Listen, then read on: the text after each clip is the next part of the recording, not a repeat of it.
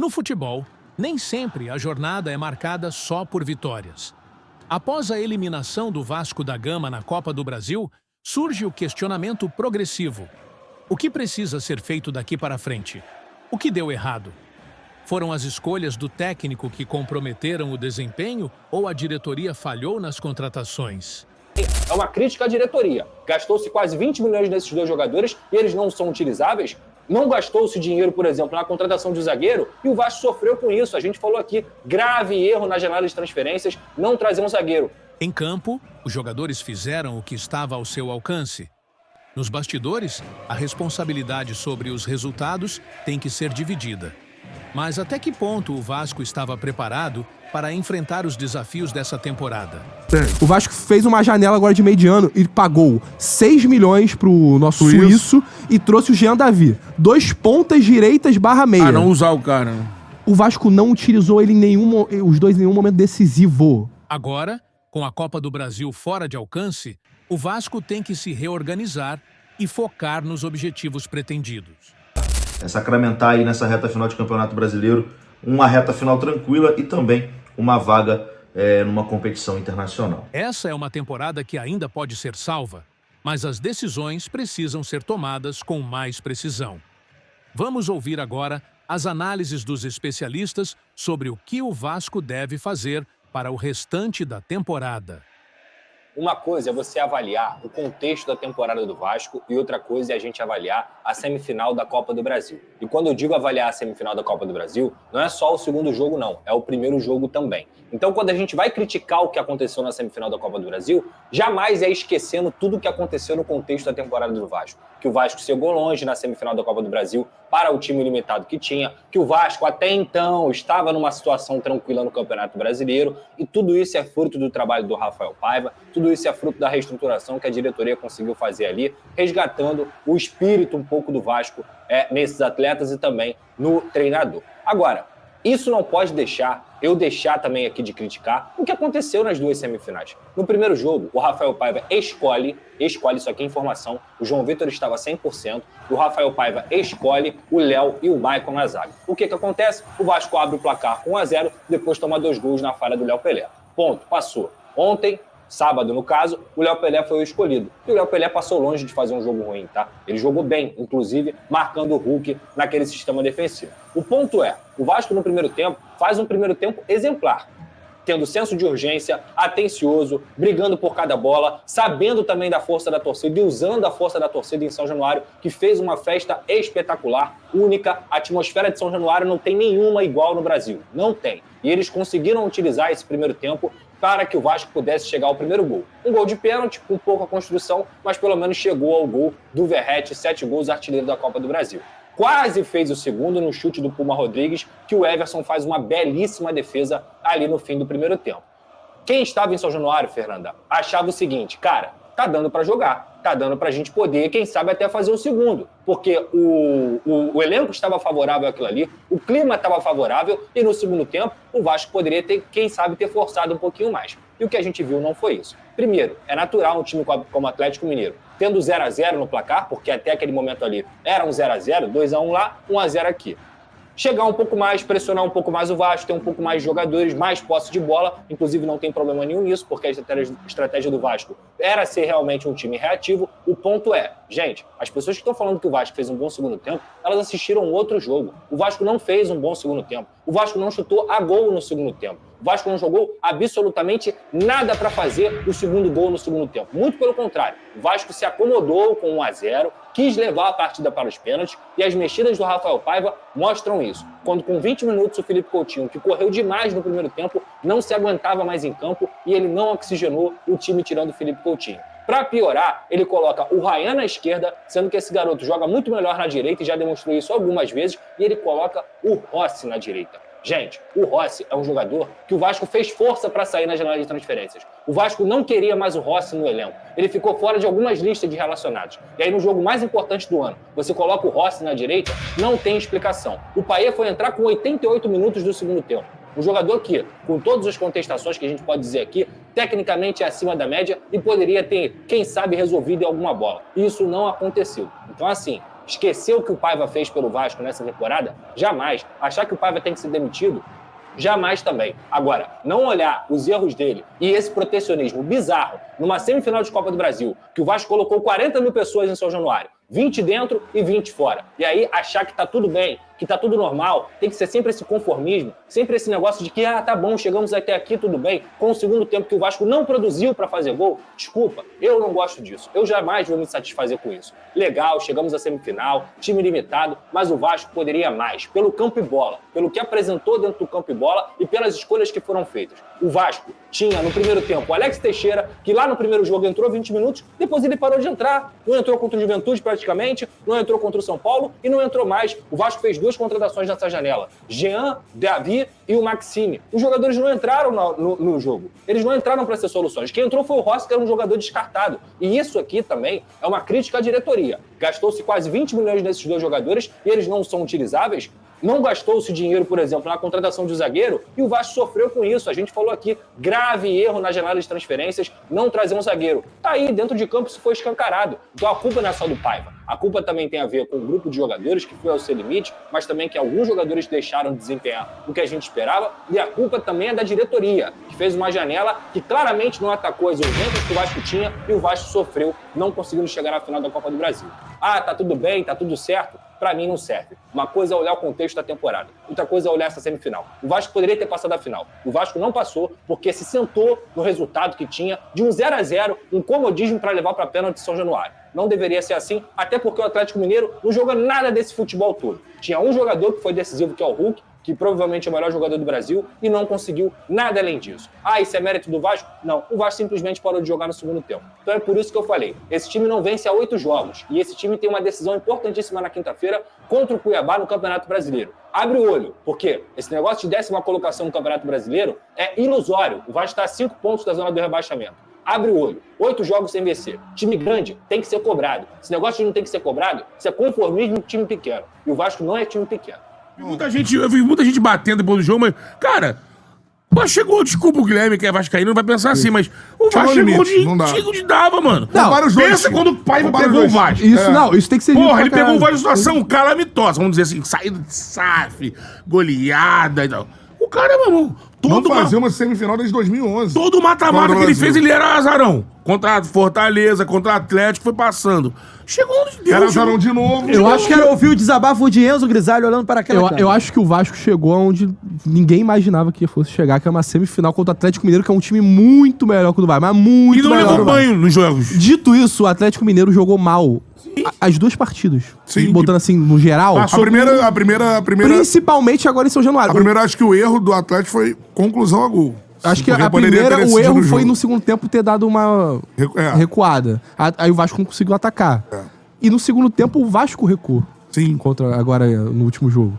E pra mim, isso faltou uma percepção de, tipo assim, do jogo. De entender o que tá acontecendo no jogo. Mas eu acho que a questão física pesou muito. Pesou. O Hugo Moura saiu... Coutinho depois dos 15, irmão. Então, Cada pique que você olhava o Coutinho... O que a gente falava aqui? Cara. A formação que o Vasco entra em campo na maioria das partidas com o Coutinho de terceiro homem é uma formação pro Vasco jogar com a bola no pé. Que é o ideal, porque o Coutinho vai ficar indo voltar toda hora.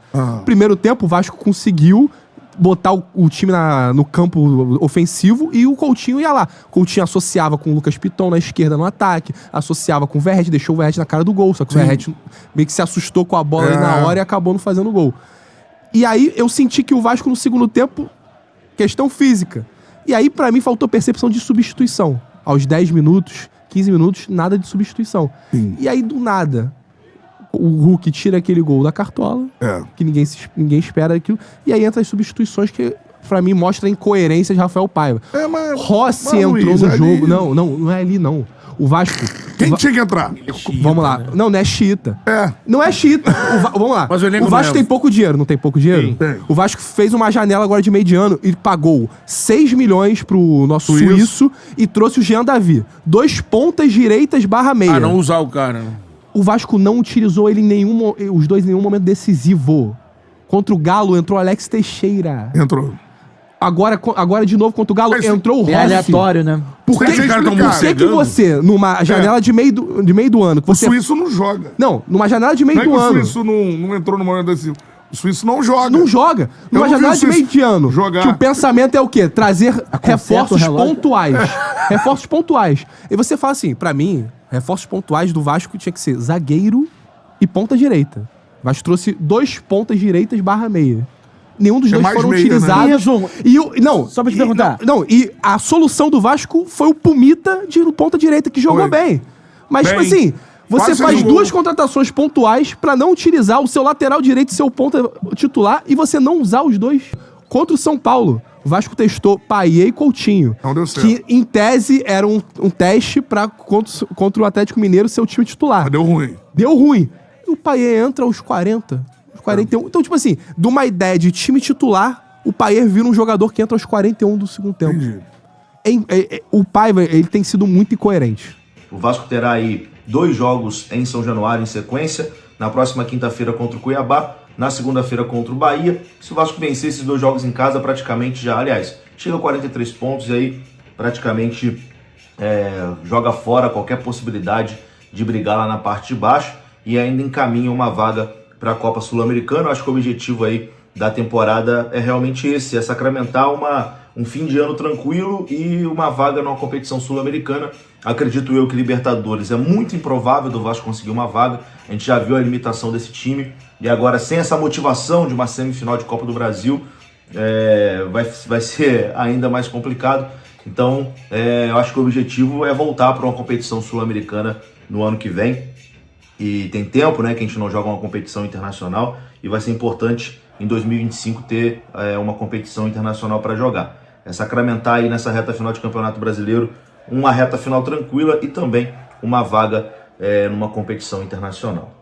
O técnico do Vasco, Rafael Paiva, que foi bastante cobrado também pela torcida, eu vi nas redes sociais, a torcida não entendeu algumas movimentações do Rafael Paiva, e o Paiva, após o jogo, falou sobre esse sentimento de frustração e também falou sobre o choro, né, do Verratti, que viralizou aí, muita gente comentou sobre, e isso mexeu bastante com a torcida. Confira o que disse o Paiva. O sentimento é de muita tristeza, né, porque acho que a gente fez um grande jogo hoje, a gente conseguiu fazer o que a gente planejou, a gente lutou muito, a gente buscou o gol o tempo todo, acho que a gente criou muitas situações de gol, a gente conseguiu neutralizar o Atlético, que é muito difícil, a gente conseguiu ter um volume de finalizações no nosso gol muito baixo até o lance do gol, e a gente fica muito frustrado porque realmente hoje foi um jogo que a gente conseguiu colocar em prática tudo que a gente acredita, o espírito que a gente acredita que tem que colocar no jogo, as oportunidades de gol que a gente criou e a bola não entrou. Então a gente sai com um sentimento de frustração, porque no mínimo pênalti eu acho que a gente merecia, né? E tomar um gol no final do jogo é muito frustrante, mas o sentimento de orgulho da equipe, do que eles produziram hoje, do que a gente tentou fazer, do quanto a gente jogou, né? Então orgulho pela equipe, pelo grupo que a gente tem, o quanto a gente honrou a camisa do Vasco nesse jogo. O Verratti é um jogador que sente demais, né, esse tipo de jogo. Ele tava muito esperançoso de chegar na final. É um jogador que quer deixar um grande título pro Vasco, né? Ele é um jogador que realmente toca a camisa do Vasco em tudo que ele faz. E para ele eu tenho certeza que a dor também muito grande, porque ele queria chegar mais longe, assim como todos nós, e é um cara que sente demais e triste como todos os jogadores, né? E ele demonstrou com o choro lá dentro de campo. Rafael Paiva também explicou a saída do Hugo Moura, né? Porque foi talvez a modificação ali que mais rendeu críticas a ele. Foi essa saída do Hugo Moura para a entrada do Sforza. Logo depois o Vasco toma o gol e o Paiva explica o que ele pensou para tirar o Hugo e colocar o Sforza. O Atlético começou a ganhar muito campo, né? Começou a ter um volume no nosso campo e a gente sabia que a gente não ia sustentar a intensidade que a gente colocou no primeiro tempo, né? A gente se desgastou demais no primeiro tempo, com muitos encaixes individuais para a gente conseguir neutralizar o time do Atlético, que é a equipe com a melhor posse de bola do Campeonato Brasileiro. Então a gente tem que correr muito para tentar tirar a bola deles, para tentar fazer um jogo mais vertical.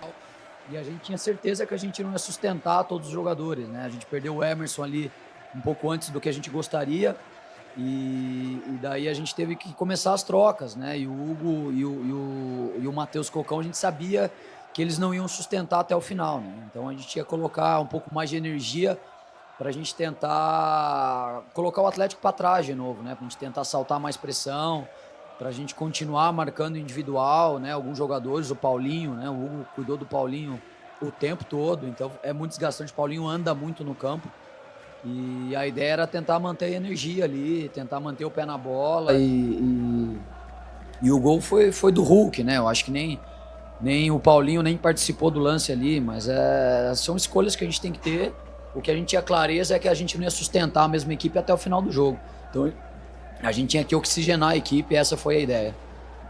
Bom, e para encerrar, ele também explica uma outra alteração que gerou muitas críticas, né? Que foi a entrada do Rossi. O Rossi que não jogava 3 meses, do nada no jogo mais importante do ano, o Rossi reapareceu, enquanto o Jean Davi e o Maxime Domingues, 2 contratações que vieram ali nessa última janela, mas, enfim, até agora não se firmaram, né? Esses 2 jogadores não entraram, o Rossi entrou e o Paiva tenta explicar. O parâmetro que a gente tem que cobrar agora de todos nós aqui, né? Nós internamente e vocês para nós, é o que a gente mostrou no jogo de hoje.